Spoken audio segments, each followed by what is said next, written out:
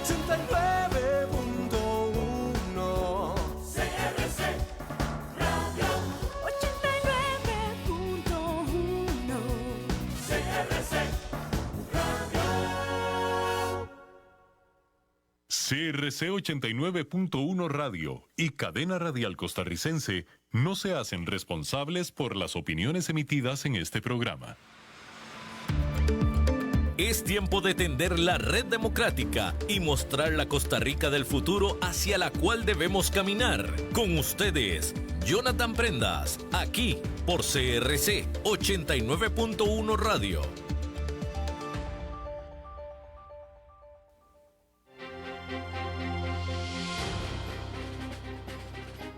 Saludos, ¿qué tal? Muy buenos días, tengan todos ustedes. Bienvenidos a un nuevo programa de Red Democrática, el programa que sigue aportando a las discusiones más importantes que tiene el país y por supuesto con ideas, con soluciones, con análisis, para que usted, amigo y amiga que nos ve en las diferentes plataformas digitales y nos escucha en la 89.1 FM en todo Costa Rica, pueda tomar decisiones siempre con la información de primera mano.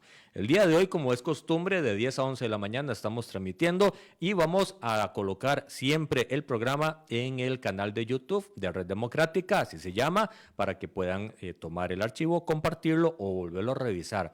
Normalmente mucha de la audiencia lo hace, lo comparte con familiares, comparte con compañeros de trabajo, con personas que saben que les gusta el tema que estamos desarrollando, y eso es lo que nos ayuda a hacer una democracia más sólida, que todos nos podamos pues consolidar y unir en torno a ideas que no necesariamente tenemos que estar todos de acuerdo, pero sí tenemos que saber que tenemos que respetar el criterio de otras personas. El día de hoy tenemos como invitado, a propósito de temas de gran relevancia para el país, a don Álvaro Ramos Chávez.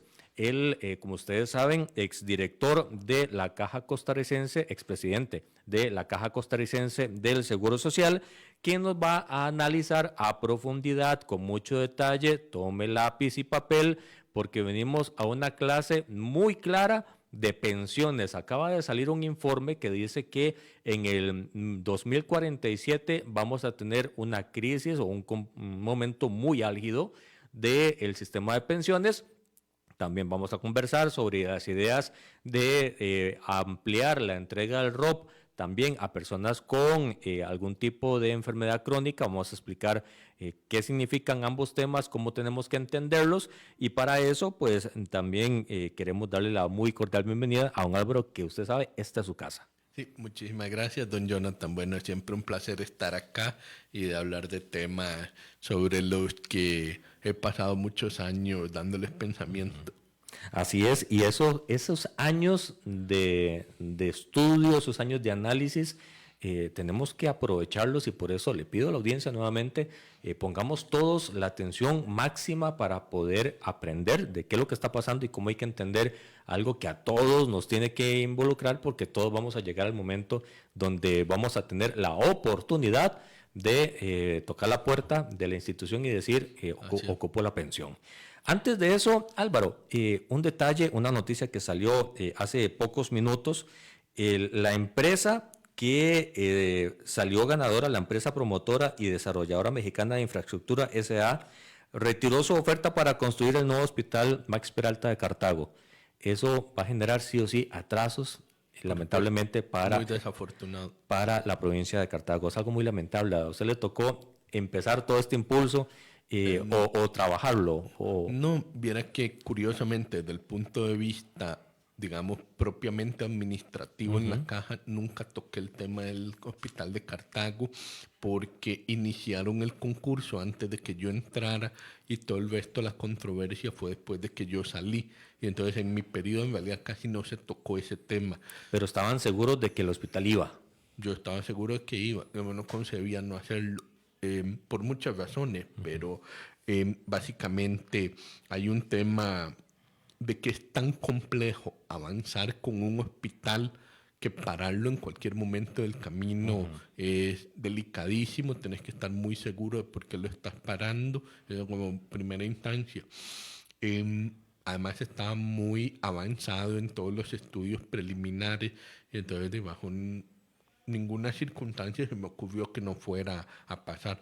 Yo lo que sí tenía claro era que donde se completaba el hospital de Turrialba y se ponía, digamos, activa esa cantidad adicional de camas y de capacidad hospitalaria, tal vez en algún momento había que revisar el dimensionamiento del hospital de Cartago, pero viendo la saturación que tienen los demás hospitales de la GAM, parecía una buena idea tener un hospital nuevo de gran escala en la GAM. O sea, si ya uno sabe que el México, el Calderón, el San Juan de Dios tienen un nivel de saturación importante, la población está muy concentrada en la GAM, las distancias son muy pequeñas, entonces de facto Cartago podía servir como un spillover, digamos, Claro. que cuando hubiera una saturación te recargabas en Cartago, al contrario de lo que pasa ahora, que el Mac Peralta tiene una escala tan pequeña que más bien causa un efecto de saturación inverso. Entonces uno podía plantear que en el caso de tener una gran área metropolitana como la tenemos, un hospital de Cartago fuerte servía de mucho, y además por la ubicación específica que tiene, automáticamente se vuelve una referencia hospitalaria muy importante para el área de Los Santos e incluso la zona sur, ¿verdad? Se vuelve un punto de acceso muy natural. Entonces, digamos que por todos lados uno decía, bueno, cuando llegue el momento lo estudiaré con más detalle. Lamentablemente, hoy se detiene.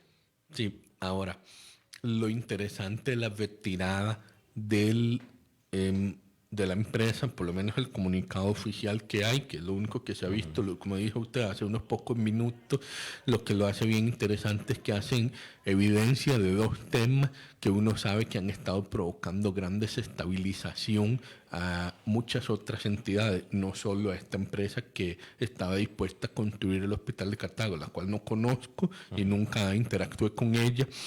Pero uno ve que dicen dos cosas. Uno, el tema macroeconómico del tipo de cambio, que es un poco lo que ha dicho prácticamente todo el sector empresarial del país, diciendo este tipo de cambio nos altera mucho nuestras decisiones de cómo invertir, de cómo trabajar, de cómo producir. Entonces, bueno, es interesante verlo tan manifiesto en la cancelación del hospital de Cartago. Alguien diciendo, mire, yo hice esta oferta de buena fe hace 2 años, pero con este tipo de cambio el precio es imposible. Bueno, entonces ahí es donde uno se puede imaginar cómo será para todos los demás, ¿verdad? Digamos, si les está afectando a ellos, que en teoría tenían el dinero seguro, que les entra el pago del gobierno, de la caja, con seguridad mientras construyen el hospital, ¿cómo será para aquel que además de enfrentarse con un tipo de cambio adverso, tiene incertidumbre sobre sus ingresos? Bueno, entonces es un punto fino sobre la gestión macroeconómica del país. Y la segunda parte, sin duda, hacen alusión a la incertidumbre que le genera la actitud hostil del Ministerio de Salud y por extensión, me imagino yo, de la Caja. Digamos, lo van a entender como un conflicto, pero en el fondo es cómo una empresa toma la decisión de construir un hospital de cientos de millones de dólares si al frente tiene al que te va a pagar. Ojo, la persona que dice te voy a pagar este hospital dice no quiero que lo construya. Entonces, como empresa, de verdad te quieres comprometer a eso, debe ser una dinámica muy compleja. Entonces es interesante ver que por lo menos ese comunicado hace alusión a esos dos temas. Y bueno, desafortunadamente creo que no va a ser la última. Es decir, vamos a seguir viendo un patrón donde muchas empresas que tal vez querían invertir en Costa Rica van a decir es que ustedes han cambiado mucho el tono. En vez de vender a Costa Rica como este lugar donde se puede invertir, donde hay seguridad jurídica, se vuelve una constante historia de que la Contraloría, que el Poder Judicial, que esto, que lo otro. O sea, creo que al gobierno central le ha costado dimensionar que estos ataques interinstitucionales tarde o temprano van causando mella en el sector privado con el cual tienen que relacionarse. Yo creo que no necesariamente es que les cuesta entender el tema, es que es el modo en que operan. Es el modo natural en que opera el actual gobierno. No estoy diciendo que bueno o malo, no me toca decirlo a mí. Lo que sí es que la manera en la que está generando alertas en el sector empresarial, alertas en el sector productivo y que está generando ya retiradas, por ejemplo, esta de de la constructora del Hospital de Cartago. Sí. Ahora, no sé si había una mejor manera de solucionarlo de parte de la constructora, no esperarse tan al último minuto, pero supongo que en los próximos días trascenderán más razones, si las hay, sobre por qué se retiraron en este momento y no antes. Bueno, vamos a seguirle la pista al tema, vamos a seguir poniendo atención a la letra pequeña de todo lo que pasa, porque como decís en el comunicado, esos 2 puntos son muy importantes: la inseguridad jurídica, la inseguridad macroeconómica, la inestabilidad. Al final de cuentas, en el Ministerio de Salud está una vicepresidenta de Costa Rica al mando de salud, y la caja a todas luces es la presidencia de la caja, pues protegida y apadrinada de Casa Presidencial. Entonces, esto es toda una sola... Todo confluye. Además, imaginemos el siguiente escenario. Supongamos que la empresa mexicana, o sea, nada más así como simple hipótesis, necesita comprar un seguro para esta construcción. Fue donde la aseguradora, y en la aseguradora hicieron una debida diligencia para vender la prima del seguro. Le dijeron: señor, aquí sale una declaración de la ministra de Salud que usted no va a tener el permiso de construir. ¿Cómo hago yo para pagar el seguro? Si usted quiere este seguro, tiene que pagar una prima el doble, el triple, el cuádruple, porque ahora la inseguridad de este proyecto aumentó un montón. Y claro, en un proyecto de esta magnitud, la prima del seguro puede cambiarte completamente el cálculo financiero. Entonces, y eso es solo una pequeña línea de un montón que uno puede imaginar que causan esas declaraciones. O sea, el solo hecho de declarar no haré tal cosa públicamente, ya le mete ruido a todos los procesos financieros y operativos de cualquier empresa seria. Y eso es muy importante señalar, porque a los amigos que están en sintonía pueden decir: una declaración no inclina la balanza y no mueve la aguja. Y sí inclina la balanza, sí mueve la aguja. Ya lo hemos visto desde el 2017 con ejemplos muy claros, cuando un presidente en cadena nacional dijo: estamos con problemas con el sistema bancario, con un banco en específico. Hubo un desorden macroeconómico impresionante y una alerta que se encendió por todo lado en nuestro país y a nivel internacional. A partir de ahí se han dado situaciones similares y pues ya parece que no hemos aprendido. Aquí hay que tener mucha prudencia a la hora de hablar para poder tener una estabilidad y una visión a mediano y largo plazo. Así es. Vamos a entrar en materia. Álvaro, ese era un entremés que yo creo que había que hacer.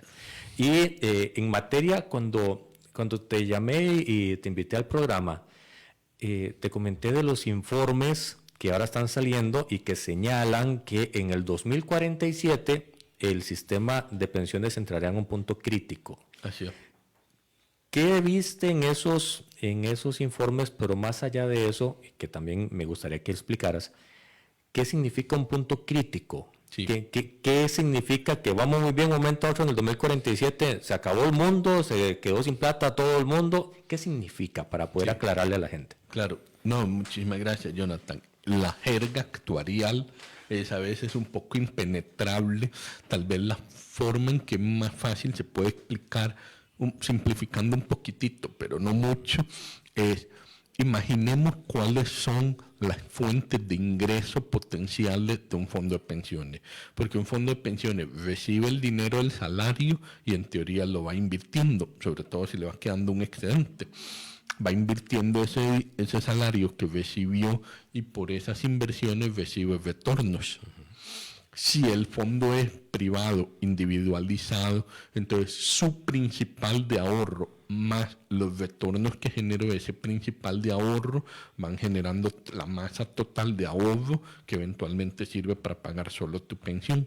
En el caso de estructuras colectivas como el IVM, invalidez, vejez y muerte de la caja, pues no es que todo lo que entra es solo para tu cuenta, sino que hay una serie de elementos ahí de solidaridad intrageneracional e intergeneracional, que de hecho la intergeneracional es la más importante en este caso, pero ya después podemos hablar de eso. Pero al final lo que va a ocurrir es el IVM esencialmente usa los salarios corrientes, es decir, en el momento, para pagar las pensiones corrientes. Esa es una parte. Del excedente le genera retorno, o sea, el excedente se va convirtiendo en una reserva que genera retorno. Entonces, si usted ve, hay 3 elementos ahí: cuántos salarios corrientes están entrando, cuántas reservas tenés y cuántos retornos genera esa reserva. En la primera hablamos de la población en parte de la fuerza laboral. Ajá, sí, los salarios que son de la fuerza laboral formal, ese dinero entra al IVM y el IVM da media vuelta y paga pensiones. Por eso es que cuando se dice que está bajando la cantidad de gente que está en la fuerza laboral, eso tiene un impacto directo sobre todos los números que se pueden estar proyectando a futuro. Sí, en la lógica de que tengo que pagar las pensiones ya cubiertas, que por ejemplo no es la lógica de un ROP. Un ROP que tiene la cuenta individualizada para usted nada más, no hay ningún problema. Si usted no aporta, pues no recibe. Y el asunto muere ahí. O sea, es otro problema en su vejez. En su vejez hay un tema que hacemos ahora con usted, pero no hay un problema del fondo. El fondo no tiene ningún problema si usted no aporta, porque solo responde por lo que aporta. El IVM sí tiene más problemas porque al ser una lógica colectiva, mientras más gente formal haya, mejor le va financieramente. Sin embargo, esto no es tan cierto para la parte actuarial y ya vamos a entrar en esa distinción. Pero entonces a lo que quería volver era lo de los momentos críticos. La jerga actuarial lo que dice, vea, si usted está pudiendo pagar todas las pensiones con los salarios que le están entrando en un régimen de reparto, todo está bien. Pero no estás en un momento crítico. En el momento en que no alcanza con los salarios entrantes para pagar las pensiones salientes, ¿qué es lo primero que tenés que tocar? Los intereses de la reserva, no la reserva, cuidado, los intereses generados por la reserva. Entonces tu reserva no se hace más chiquitita, sino que la reserva deja de crecer. Deja de crecer, exactamente, o crece menos. Muy bien, ese es el primer momento crítico. El segundo momento crítico es cuando no solo tenés que usar todos los salarios y todos los intereses de la reserva, sino que también tenés que usar una parte de la reserva misma. Entonces ya no solo no crece, sino que empieza a decrecer la reserva. Ese es el segundo momento crítico. Y el tercer momento crítico es cuando te comiste todos los salarios, te comiste todos los intereses de la reserva y te comiste la reserva. Ese es el tercer momento crítico. Ahora, lo interesante del tercer momento crítico es que no es técnicamente una quiebra del fondo, porque en buena teoría siguen entrando salarios. Lo que pasa es que esos salarios ya no están pudiendo cubrir la totalidad de los gastos y por eso es muy mala idea llegar a ese punto, porque si llegas a ese punto casi siempre lo que tenés que hacer es subir de urgencia la cantidad que aportan los salarios y eso genera grandes desestabilizaciones. Hay un elemento que acabas de decir y me gustaría aclararlo un poco más. Cuando se dice que siempre vamos a tener un ingreso es porque siempre va a haber gente trabajando, contratada y aportando.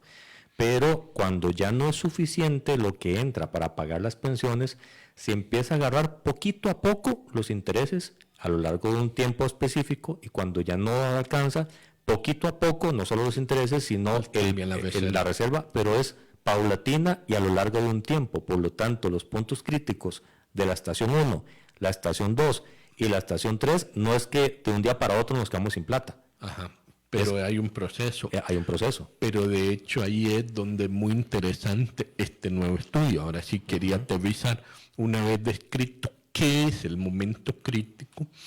Yo siempre le tuve bastante recelo al concepto del momento crítico, primero porque generaba como una sensación de quiebra, ¿verdad? Y generaba un pánico innecesario. Y segundo, porque tiene el defecto, sobre todo cuando se mide en años, de que parece como que varía mucho, con mucha facilidad. ¿Y a qué me refiero con eso? Que usted puede encontrar estudios que decían que el momento crítico era el 32. Y estudios que decían que el momento crítico era el 37. Y ahora el estudio actual dice que el momento crítico es el 47. Entonces alguien va a decir, pero todo está súper bien. De cada vez que volvemos a estudiar el IVM, el momento crítico está 10 años más largo. Entonces esa es como la buena noticia. Y yo sí quisiera recalcar eso. La buena noticia es que las reformas del IVM reciente alargaron el momento crítico 10 años. Entonces hasta ahí todo bien. Pero hay un tema con la curva del momento crítico, que es lo que usted acaba de relatar. ¿En qué momento? Del momento en que yo ya la reserva deja de crecer, me empiezo a comer los intereses, me empiezo a comer la reserva y me quedo sin reserva, ese periodo de tiempo se está cortando mucho. Es decir, antes era como más lento ese proceso. Primero se acababa la capacidad de los salarios de pagar las pensiones, pasábamos unos años usando los intereses, pasábamos unos años usando la reserva, y entonces había como un proceso más ralentizado. Ahora hace muy pocos años se abrevió mucho según el último estudio, y uno lo ve en el gráfico. Hay como una caída muy pronunciada del uso de la reserva. Pasa, no sé, como de 7 años a 4, y eso se vuelve, diríamos, como una segunda derivada muy fuerte, digamos, un proceso de caída muy marcado. O sea, la caída, el punto crítico se movió 10 años, pero la velocidad con la que cae en el punto crítico es mucho más pronunciada.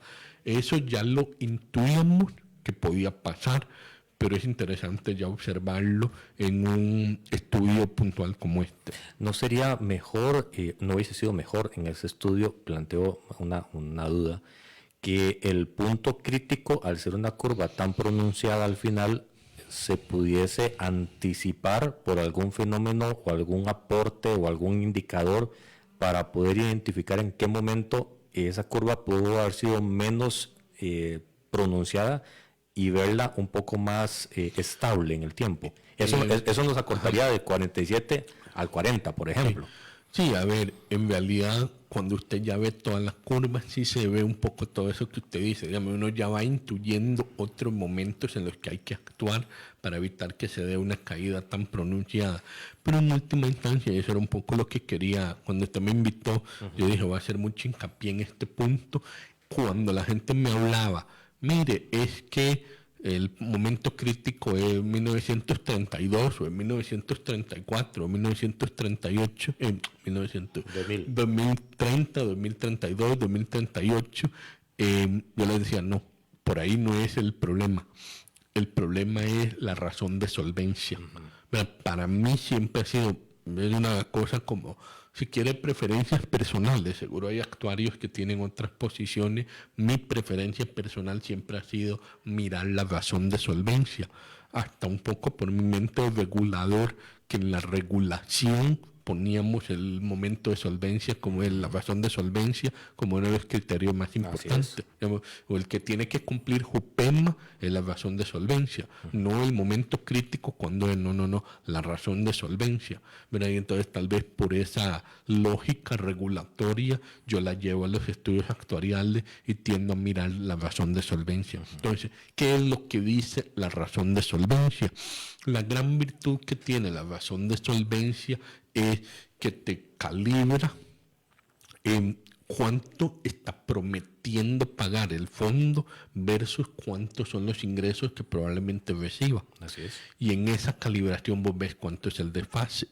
Si recuerdo bien, antes de estas reformas, la calibración daba como 47%. En otras palabras, menos de la mitad de lo prometido se podía pagar. Esta nueva calibración, el número puntual es 56%. Eso está un poco debajo de lo que yo esperaba. Yo pensé que iba a estar más cerca de 60 o incluso arriba de 60, que hubieran sido muy buenas noticias. Los actuarios en el estudio sí dicen que bajo otros supuestos un poco más optimistas puede ser que la razón de solvencia sea 64%. Si eso fuera cierto, habría sido una reforma extraordinaria. En el mundo es muy difícil encontrar una reforma que te salta de 48 de solvencia a 64 de solvencia en una sola reforma. Eso cuesta un montón encontrarlo. Entonces, digamos, eso le da un gran mérito a las reformas que se hicieron en el año 21, que vienen de la discusión del Diálogo Nacional de Pensiones del 2017. Entonces, ahí uno va viendo esa continuidad en la toma de decisiones dialogadas, sustentadas técnicamente, y va teniendo efectos positivos. Si en vez de 64 es 56, siempre es un gran avance.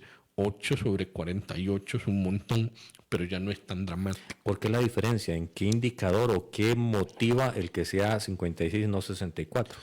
Principalmente temas de inflación y la tasa de retorno de las inversiones. Si la tasa de retorno de las inversiones, me parece que prudentemente los actuarios escogieron un monto conservador porque estimaron 3.5%, porque es un monto bastante conservador, pero está bien, digamos, está en un buen rango de las buenas prácticas actuariales. Y si vos lo subís a 4,5 en vez de 3,5, entonces ya te va mucho más positivo, porque tus ingresos más los intereses generados por esos ingresos te dan para pagar más. Entonces digamos que ese tipo de consideraciones pesan mucho y es ese tipo de calibración. De eso se trata un estudio actuarial. Te doy un pequeño rango para ver más o menos por dónde anda el asunto. De hecho, este estudio está hecho de la manera clásica, que es con escenario. Hay algunos actuarios que les gusta mucho, pero es complejo implementar, diseñar modelos estocásticos que te dan, digamos, un rango de variación, no tanto escenario, no como escenario bueno, escenario intermedio, escenario malo, sino que literalmente corren cientos de simulaciones de lo que podría ocurrir y con variaciones estocásticas, y entonces te queda como una especie de cono de escenario, no solo 1, 2, 3 escenarios, sino un cono de cientos de escenarios, y ahí vos más o menos ves dónde está el grueso de los escenarios. Entonces esa es otra manera de modelar, no es la que usaron en este caso, no creo que hubiera dado resultados muy diferentes.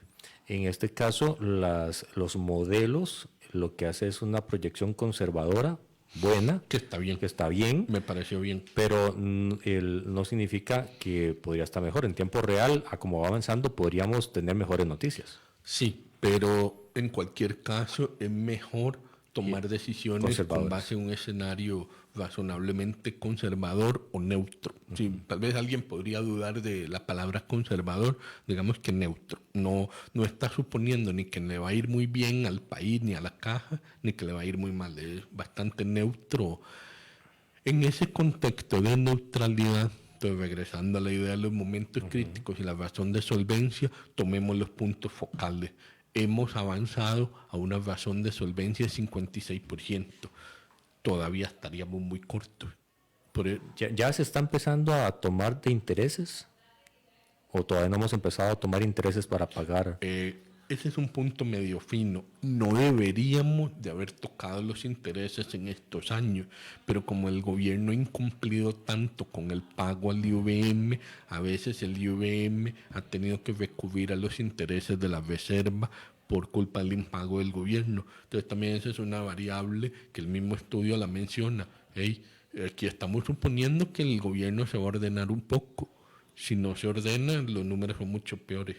Entonces, digamos, y como es lógico, ¿no? Porque hay un compromiso, como si usted y yo dejáramos de pagarle a la caja y las proyecciones de la caja ya no funcionan. O sea, es una lógica de, mire, estoy suponiendo que los compromisos legales adquiridos se van a cumplir. De cómo haría un estudio para suponer lo contrario. Si el gobierno, si el Estado le paga a la caja, son mucho mejores los escenarios. En este escenario en el que estamos... No, es el escenario base. Es el escenario base si paga. Sí. Si no paga, que hasta este momento parece que no va a pagar, hasta ese instante. ¿Qué es lo que usted me está preguntando? ¿Ha tocado el IVM la reserva? Sí, pero la ha tenido que tocar porque el gobierno no paga. Si el gobierno hubiera pagado, entonces no toca la reserva. Entonces, ahí el actuario tiene un problema. En un sentido muy estricto, el IVM ya ha pasado el primer momento crítico. Exacto. Pero en un sentido, digamos, devengado, no lo ha hecho. Porque no tendría que haber pasado el momento crítico si el gobierno hubiera cumplido con el pago. Entonces, ahí hay una sutileza. En términos prácticos, al incumplir el gobierno, sí se tocó. Sí se tocaron los intereses. Si el gobierno incumple, los momentos críticos ocurren mucho más pronto. Dejémoslo así, todos. Empezando por tocar los intereses de la reserva, que ya se tuvo que hacer por culpa de los incumplimientos del gobierno, que además causan un montón de problemas operativos, porque entonces el gestor de las inversiones y de la liquidez del IUVM, se le hace muchísimo más difícil planificar la gestión operativa, porque él dice, mañana tengo que pagar 50,000 millones y el gobierno me va a dar 30 y yo agarro 20 de acá. Y al día siguiente aparece, ¿dónde están los 30 del gobierno? No llegaron. No llegaron. ¿Y ahora qué hacemos? Hay que sacar los 50 del flujo de caja del propio IUVM, porque el gobierno no llegó. Entonces, vea qué complicado es gestionar cuando el gobierno no cumple. Bueno, gobierno quiero decir Ministerio de Hacienda, para ser más preciso.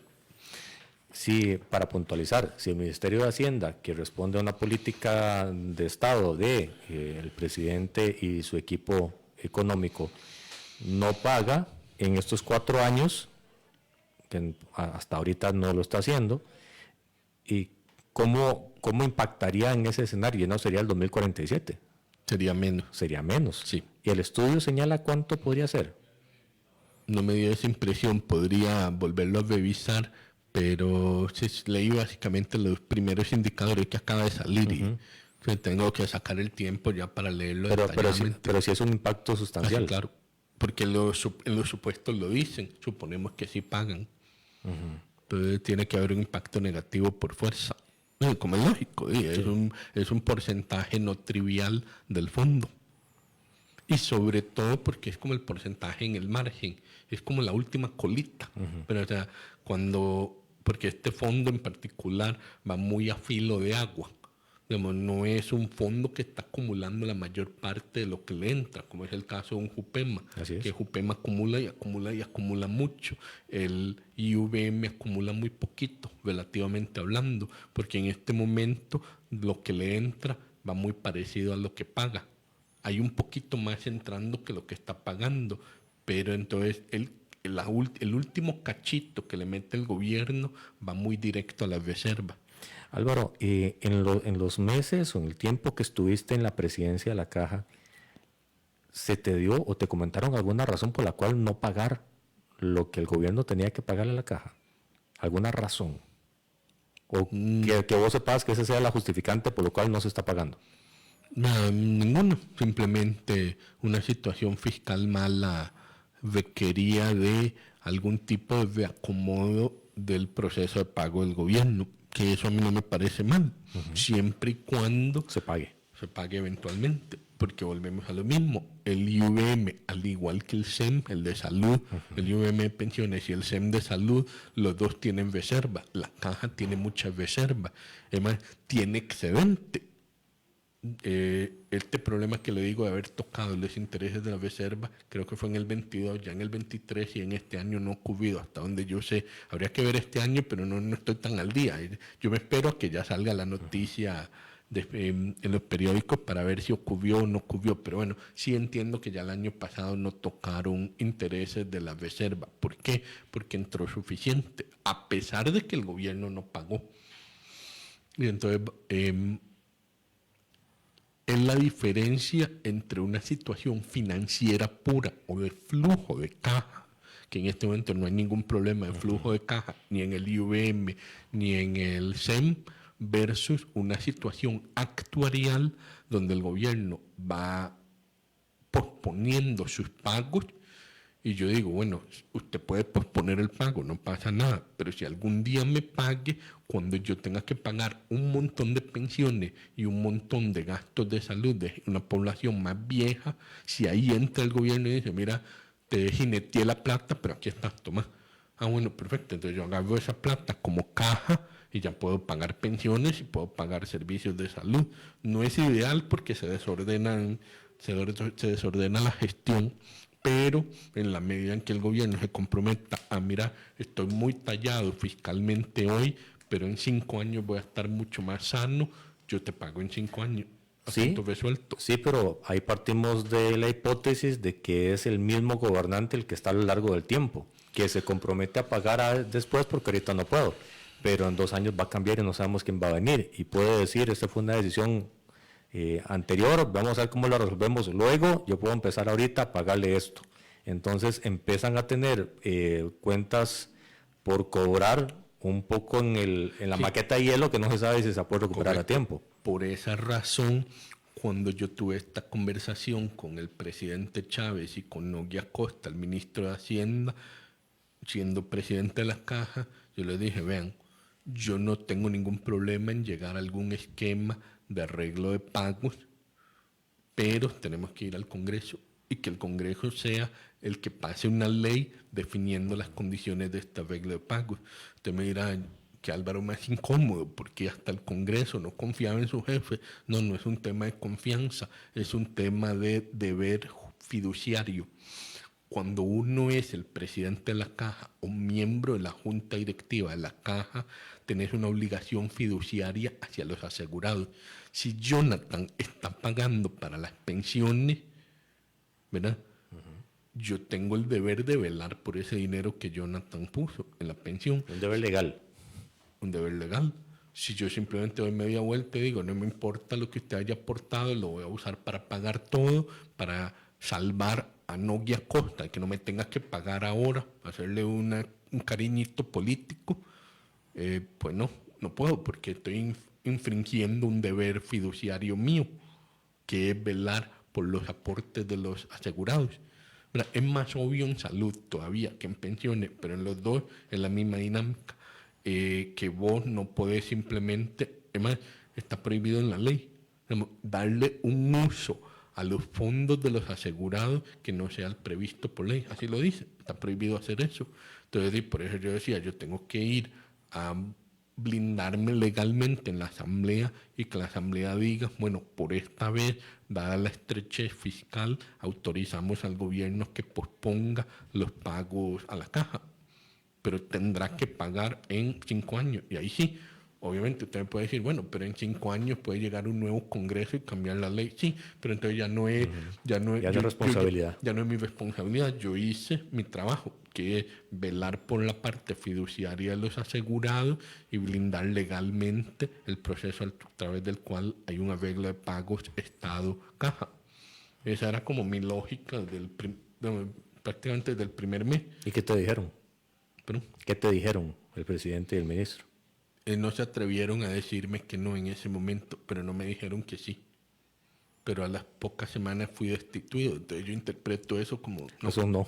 Yo creo que Efectos prácticos no les interesó. No hay otra interpretación, sobre todo porque después doña Marta, mi sucesora, no retomó esa idea, que la conocían perfectamente don Rodrigo y el ministro Acosta. Entonces... Mira, si no lo quisieron implementar y no hicieron ninguna contrapropuesta, que yo eso lo respeto mucho, no nos pareció la de Álvaro, pero aquí hay otra propuesta más viable, o en la política es así, a veces no sale una propuesta, hacer una contrapropuesta y se busca algo que salga. Lo que yo veo simplemente dijeron, esa deuda no existe. Y ahí doña Marta, en la que queda, y toda la gente que está con ella, en la que queda muy expuesta, que el día de mañana, si existe alguna situación financiera o actuarial, sí se les puede cuestionar, ¿y usted qué hizo con su deber fiduciario de proteger los fondos de los ahorrantes, digamos, de los afiliados a la Caja? Álvaro, cuando estuviste en la presidencia, los N cantidad de sindicatos que hay en el país del sector público, ¿te hacían algún tipo de comentario de preocupación por el no aporte del Estado a la pensión de la Caja? Estaban muy preocupados, pero en realidad la más preocupada de todas era la señora Contralora, doña Marta Acosta. Cuando yo tuve mi primera reunión con ella me dijo, Álvaro, es muy importante que resolvas este tema. O sea, tampoco me dijo cómo hacerlo, ni qué tenía que hacerlo. Pero me dijo, yo le pregunté, ¿cuál es su tema número 1? Le pregunté a doña Marta. Y ella me dijo que resolvase el tema de la deuda del Estado con la Caja. Entonces ahí es donde uno, híjole, estoy hablando con la Contralora de la República y no me habló, por lo menos no como tema 1, del hospital de Cartago, ¿ves? No, me dijo, el tema de la deuda es el tema central, porque claro, ella lo debe haber estado viendo en esos términos, no entramos en tanto detalle en esa conversación, pero intuyo que ella lo debe haber visto en términos, decía, que hay una ruptura del marco legal muy delicada. Porque si usted ve los, ¿cómo se llama? Los criterios de los auditores externos, como Deloitte, de cómo ven la contabilidad de la caja. Tanto el SEM como el IVM siempre ponen lo mismo.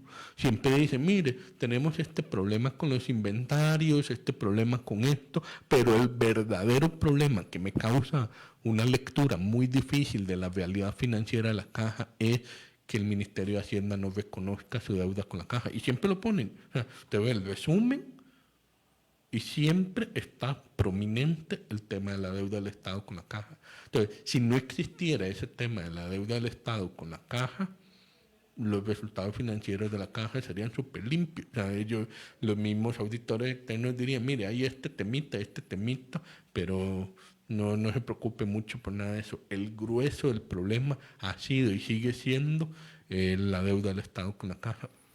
Cuando hablamos de esa fuerza laboral que aporta para el ingreso más importante mes a mes, estamos hablando de una fuerza laboral que en los últimos 2 años, puede ser más, pero en los últimos 2 años, para ser concreto, ha decaído 200,000, 100,000 personas. Así es. Esa caída, que no es que la gente está desempleada, sino que ya se cansó de buscar trabajo, se desapareció y fue a ver cómo resolver la vida en lo informal. De hecho, agregaría algo muy curioso. Como ni siquiera reportan estar trabajando, cayó el desempleo, cayó la informalidad, pero no sabemos qué están haciendo. Una dinámica rarísima, yo nunca la había visto. Porque claro, el número del desempleo se ve mejor, el número de la formalidad se ve mejor, pero es un problema de denominador, no de numerador. Así es. No es que han aumentado un montón los empleos formales. De hecho, lo han aumentado. No han aumentado la gran cosa. Lo que pasa es que donde desapareció tanta gente informal de la fuerza laboral, que antes por lo menos decían, mire, sí, estoy camaroneando, ahí estoy, pero estoy informal. Ahora no aparecen. Y uno dice, qué raro, ¿será que algo cambió en la forma en que hacen la pregunta? ¿Algo cambió en la forma en que encuestan? ¿O que después de la pandemia la gente responde diferente a las preguntas? Ha sido muy extraño porque es imposible esa desaparición de 160,000 personas de la fuerza laboral. Simplemente desaparecieron. Entonces, de hecho, en los años venideros, conforme, si esto sigue así, te van a concluir que Costa Rica es uno de los países del mundo que más se formalizó en estos años. Y no es cierto. O sea, es cierto, entendiendo formalidad como dividan los formales entre la gente que dice que trabajar. Pero claro, la gente, en la misma cantidad de formales, dividido entre un montón de gente menos diciendo que trabaja. ¿Qué pasó con todos los que ya no trabajan? No sabemos. Es como que ya no fuéramos 5 millones en medio de costarricenses, sino 5 millones. No sé, 4,5, sí. Cuando hacemos esa aclaración de que falta gente, Sí, falta gente y no sabemos dónde está. eso impacta directamente en las finanzas de la caja. Si la informalidad y esos desaparecidos no estuvieran desaparecidos, Sí, esa es una muy buena pregunta. No, eso es lo más curioso. Si había 150,000 personas informales, pues no cotizaban a la caja. porque nunca han estado. Entonces no afectan. De hecho, esa es como la parte más rara de todo el cuento. Las finanzas de la caja han mejorado mucho porque ha entrado mucha más gente a trabajar. A ver, a la caja, digamos, la gente que entra a la caja y paga y todo está bien. Digamos, es una dinámica muy extraña. Por eso es que la caja en el 2023 tuvo un flujo libre de $1,600 millones. Yo nunca había visto nada igual. Digamos que entre 1.500 y 1.600, dependiendo del tipo de cambio. $1,500 millones de flujo libre tuvo la caja. Entonces, claro, por eso yo vivo horrorizado que me digan, no se puede construir Cartago, no se pueden construir los Cebay. Ayer o anteayer salió que no van a hacer o que van a dejar que fenezca el fideicomiso con el Banco de Costa Rica para hacer las áreas de salud. Y yo digo, pero ¿cómo? Si ahí hay 1.500 millones de cash que tiene la caja, ¿por qué no se están usando para hacer todos esos proyectos? Eso es el seguro de salud. Pero la verdad es una realidad de que hay una lógica diferente en cómo se está gestionando la caja hoy en día, que está generando enormes excedentes. De ahí lo que habrá que cruzar dedos es que el próximo gobierno venga más sensato que este y sepa hacer esas inversiones juiciosamente. Porque también si el próximo gobierno viene y ve esa buchacota de dinero Y suelta puede todo. ser loco también y va a ser una lástima por todos lados. Pero digamos que, para darle una idea, los 400 CEBAI que faltan, que resolverían todas las listas de espera de los CEBAI, cuestan más o menos $1 millón cada uno. Son 400 millones de dólares. Y ahí había 1.600. 1.500. Y ahí había 1.500. ¿Por qué no los usaste? Era una fracción. Álvaro, ¿y no será un asunto contable? Pregunto. Como contable. Que ese excedente en realidad sea un reacomodo de la forma en que se contabilizan los ingresos y se usan los egresos, no sé, pregunto, porque como bien decís, es que Es una muy buena pregunta. ¿de dónde cacao?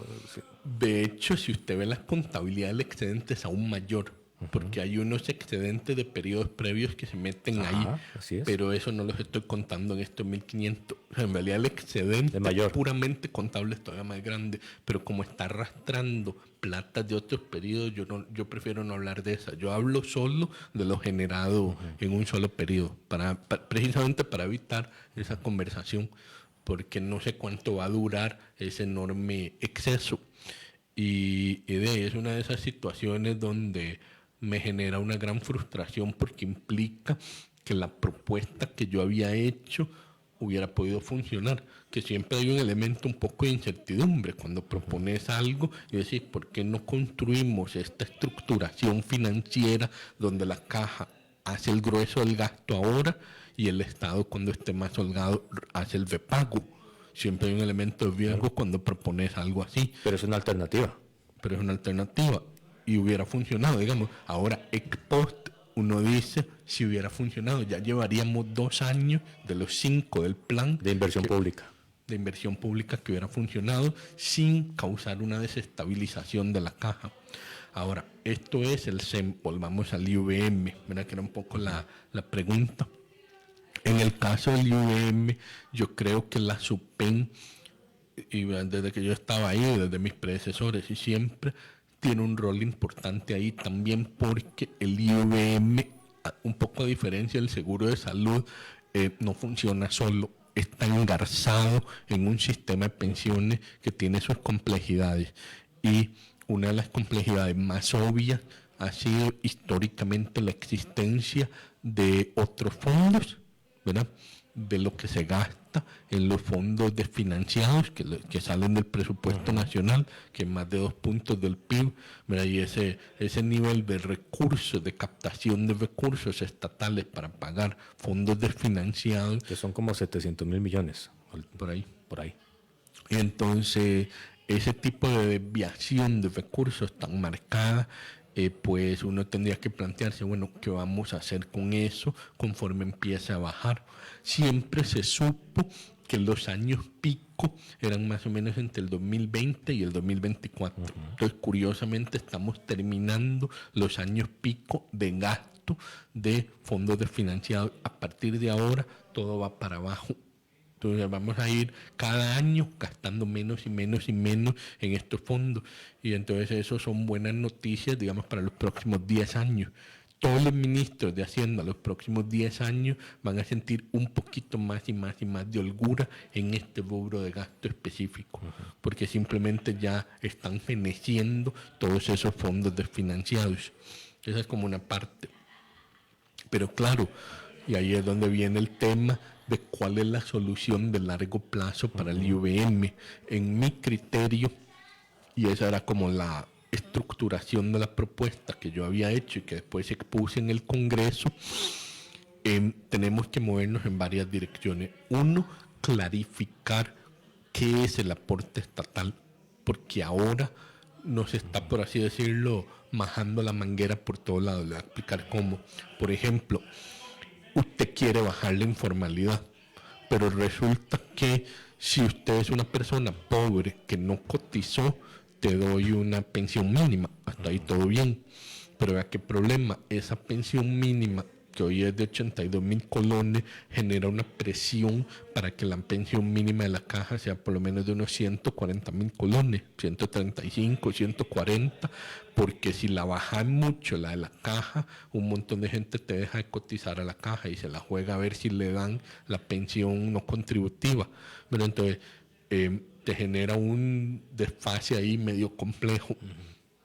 Y un poco la conversación que hemos tenido, y esta yo la había tenido desde antes de ir a la OIT, y ya en la OIT me familiarice más, es que la OIT sostiene que es mejor tener un pilar básico, no tanto un pilar no contributivo, sino un pilar básico universal. Entonces ahí uno podría plantearse la idea de una pensión universal de 82.000 colones, pero entonces ya la caja no da pensión mínima. ¿Por qué? Porque la pensión mínima es la universal. La caja te da una pensión encima de la pensión universal. Y entonces así la caja... Se soluciona todo el problema. Y soluciona un montón de problemas. Por ejemplo, hoy en día la caja no te deja pensionarte menos que tengas 180 cuotas. Así es. Entonces usted puede ir a hablar ahí afuera. Yo lo he hecho. Hay cualquier cantidad de gente que me dice, tengo 100 cuotas, tengo 110, 120 y no tienen pensión. ¿Y por qué no tienen pensión? Porque como la lógica es, yo caja tengo que darte un mínimo, entonces no te puedo dar ese mínimo a menos que cumplas un mínimo de cuotas. Pero si el mínimo te lo da una pensión universal básica estatal, entonces ya la caja no tiene el problema de darte el mínimo y puede vincular más directamente la pensión que te da la caja con las cuotas que enteraste. ¿Verdad? Y esa es la parte donde uno podría ir ya pensando en un rediseño de todo el sistema. Ahora, ese rediseño es costoso. Sí. Tenemos que decidir cómo lo hacemos. Yo cuando armé la propuesta dije, si hacemos una pensión básica universal, hay que hacer dos cosas. Uno, que sea un monto bajo, porque si se lo vamos a dar a todo el mundo, tiene que alcanzar para dárselo a todo el mundo, porque no se vuelve un juego clientelista, que en teoría tenés derecho a esta pensión, en la práctica no. Tal vez si somos amigos te la doy, si no, no. Y tiene que ser para todos. Tiene que ser para todos, entonces si es para todos, no alcanza, a menos que sea pequeña. Entonces esa calibración es delicada. La segunda parte de la calibración es que en el IVM, en JUPEMA, en todos los contributivos, te la demos a los 6.5, pero la básica universal solo a los 70. Si usted quiere jubilarse antes de los 70, cotice. Si no, mire, no lo vamos a dejar que sea pobre en su vejez, pero su vejez empieza a los 70, no a los 65. ¿Verdad? Ahí hay como que tener esa calibración técnica de qué solución es viable económicamente, qué solución te evita distorsiones de formalidad e informalidad. O sea, es que son muchas piezas moviéndose. Claro. Entonces yo estaba bastante contento con esa idea porque en el momento en que trasladas una pensión básica universal, solucionas una gran parte de los problemas, pero entonces había que decidir qué hacer en el IVM si ya no va a ser un modelo de cuota mínima, salario de referencia, todo el modelo tradicional. Mi preferencia sería construir algo muy parecido a lo que tiene Suecia, que es un modelo de cuentas nocionales, pero con una variante relativa a Suecia. Meterle lo que se llama unos multiplicadores nocionales. Y esos multiplicadores nocionales estarían orientados a resolver algunas distorsiones que tenemos en nuestra subsidiariedad intertemporal, intergeneracional. Es bastante técnica esa parte, pero digamos, el corazón del asunto es, yo sí creo, y me parece que el actual superintendente algo ha tratado de aludir a eso, que de alguna manera se agotó un poco todo el modelo viejo de pensión mínima de la caja, con cuotas, con salario de referencia, parece haberse agotado un poco. Y sobre todo, si este estudio, y ahora sí para cerrar con el estudio, sobre todo si este estudio está en lo cierto, que el aumento fue solo de 48 de solvencia a 56 de solvencia, entonces creo que con más razón sí se agotó un poco el modelo viejo y tenemos que pensar en uno nuevo. Pero mi mensaje positivo es, el estudio nos está diciendo, no lo tiene que hacer mañana mismo, tomémonos 1 año, 2 años para pensarlo bien, para dialogarlo bien, y hagamos una propuesta real y de fondo para las generaciones venideras. Esa es una buena noticia, no hay que salir corriendo porque en las urgencias cometemos errores. Hay que tenernos en estos temas mucha tranquilidad para poder salir adelante. Muchísimas gracias, Álvaro. Jonathan. Y muy pronto lo vamos a tener otra vez porque falta hablar del ROP. ¿Falta la qué? Hablar del ROP. Falta hablar siempre hay que hablar del ROP. Bueno, muchas gracias. Muchísimas gracias. Un placer. Y muchas gracias a todos los que han estado en sintonía. Este programa también estará siendo colocado en el canal de YouTube. Se llama Red Democrática. No se lo pierdan, repáselo y compártalo, porque el tema de las pensiones nos incluye absolutamente a todos. Hasta mañana, si Dios así lo permite.